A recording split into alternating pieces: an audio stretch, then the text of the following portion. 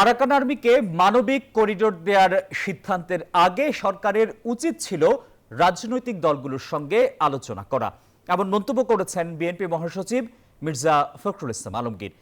এর সঙ্গে দেশের সার্বভৌমত্ব ও শান্তি শৃঙ্খলা জড়িত বলেও মনে করেন তিনি। অন্যদিকে আরাকান আর্মিকে মানবিক করিডোরের বিষয়টি জাতির সামনে স্পষ্ট করতে সরকারের প্রতি আহ্বান জানিয়েছেন জামায়াত আমির। রোহিঙ্গা সংকটে দীর্ঘদিন ধরে ধুঁকছে বাংলাদেশ। লাখ লাখ রোহিঙ্গাকে মানবিক সহায়তা দিতে গিয়ে এখন তারা যেন বাংলাদেশের গলার কাটা। এখনও সীমান্ত পেরিয়ে মাঝে মধ্যে বাংলাদেশে ঢুকছে মিয়ানমারের রোহিঙ্গারা, কিন্তু এত বছরেও একজন রোহিঙ্গাকেও ফেরত পাঠানো যায়নি তাদের নিজ দেশে। অন্যদিকে জান্তা সরকারের সঙ্গে যুদ্ধ চলছে আরাকান আর্মির। এমন বাস্তবতায় আরাকান আর্মিকে মানবিক করিডোর দেওয়ার সিদ্ধান্তের কথা জানিয়েছেন পররাষ্ট্র উপদেষ্টা তৌহিদ হোসেন। এরপরই সরকারের এই সিদ্ধান্ত নিয়ে শুরু হয় আলোচনা সমালোচনা।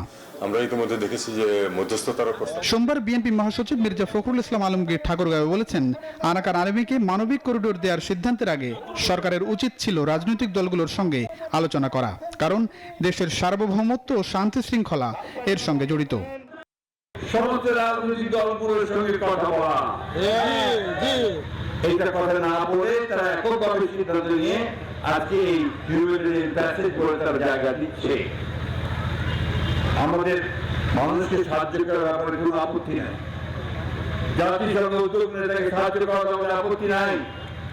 এটা হতে হবে সমস্ত মানুষের সমর্থনে। সেই 31 দফার মধ্যে আমাদের অনেক সংস্কারের কথা বলা আছে।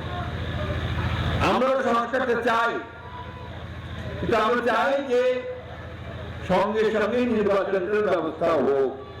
অন্যদিকে জামাত ইসলামের আমির তার ভেরিফাইড ফেসবুক পোস্টে লিখেছেন, রাখাইনের আরাকান আর্মিকে মানবিক করিডোরের বিষয়টি জাতির সামনে স্পষ্ট করা দরকার, কারণ এর সঙ্গে অনেক নিরাপত্তার বিষয় জড়িত থাকতে পারে।